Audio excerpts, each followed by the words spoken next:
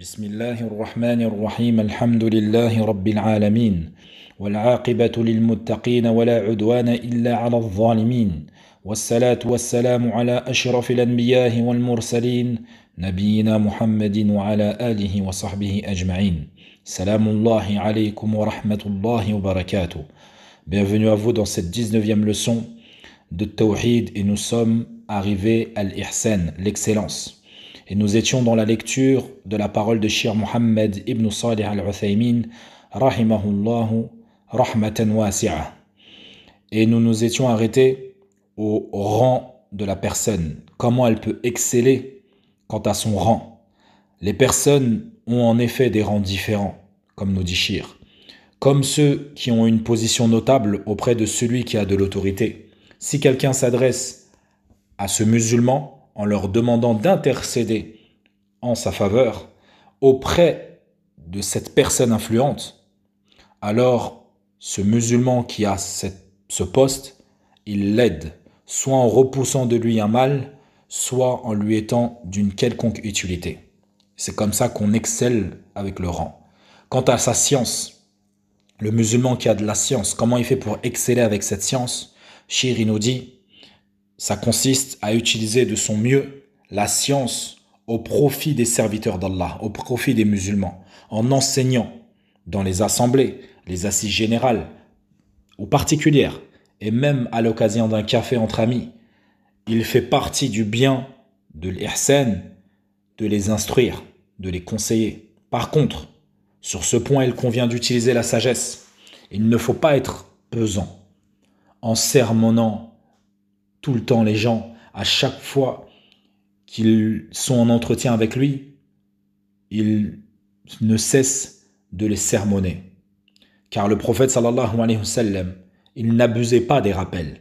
Il les faisait en choisissant les moments adéquats, car les âmes se fatiguent et se lassent. Et si elles sont lassées, elles perdent de leur vigueur, elles s'affaiblissent, et il se peut même qu'elles se mettent à éprouver de l'aversion pour le bien à cause de ce trop grand nombre de ceux qui en parlent, qui ne cessent de conseiller. Puis Cheikh nous dit, quant à l'ihsan, l'excellence, en dépensant de sa personne. Comment cela? Le prophète sallallahu alayhi wa sallam a dit, le fait d'aider une personne à monter sur sa monture ou de l'aider à y monter ses affaires est une aumône. Donc aide une personne en portant ses affaires avec elle ou en lui indiquant un chemin ou d'autres choses semblables, tout cela fait partie de l'excellence, de l'ihsan. Tel est l'ihsan envers le serviteur d'Allah. Puis, il y a l'ihsan envers Allah Azza wa Jal. L'ihsan dans l'adoration d'Allah. Et cela consiste à adorer Allah Azza wa Jal comme si tu le voyais. Comme l'a dit le prophète sallallahu alayhi wa sallam. Cette adoration, c'est-à-dire l'adoration faite comme si on le voyait, on voyait qui? Allah Azza wa Jal, est une adoration de sollicitation, de ferveur. Et la personne trouve en son âme, en son fort intérieur, ce qui l'exhorte, ce qui la pousse à cette adoration.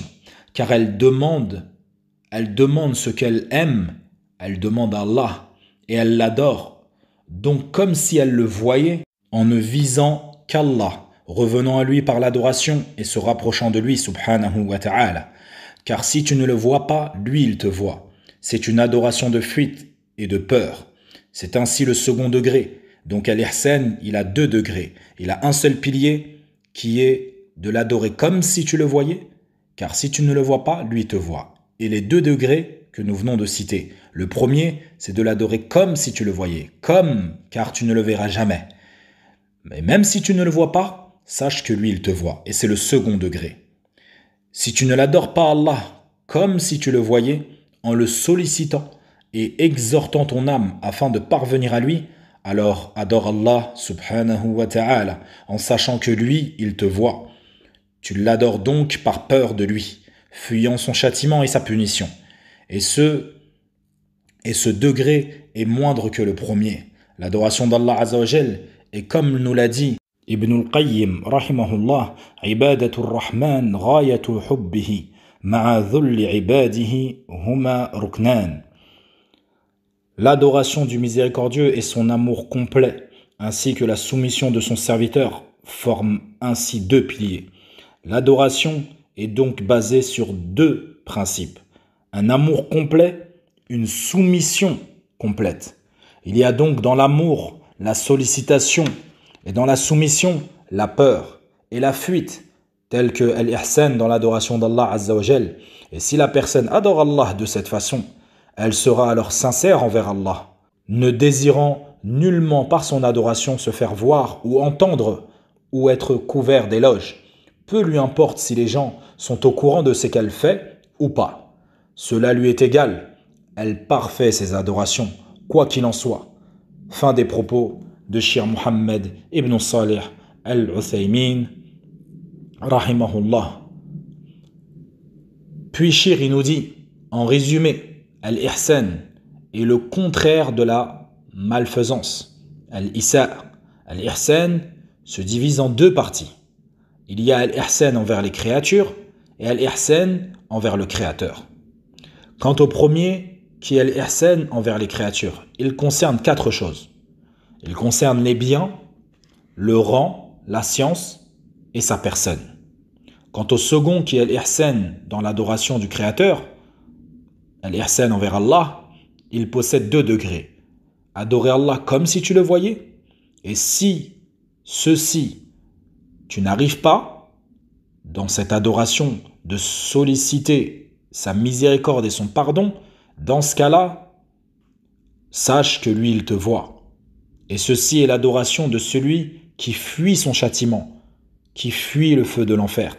Car Allah Azza wa Jal est le seul duquel nous avons peur et que le meilleur secours, le meilleur garant de la peur que nous avons de lui, c'est d'aller vers lui. Ce n'est pas comme les tyrans qui, lorsque tu as peur d'eux, tu les fuis, tu veux être au plus loin. Non, Allah Azza wa Jal, plus tu as peur de lui, plus tu l'adores, plus tu te soumets à ses volontés. Et plus tu cherches sa compagnie pour justement être préservé. فجزاكم الله خير الجزاء ونسأل الله تبارك وتعالى أن يجعلنا من الهداة المهتدين وصلى الله وسلم على نبينا محمد وعلى آله وصحبه أجمعين.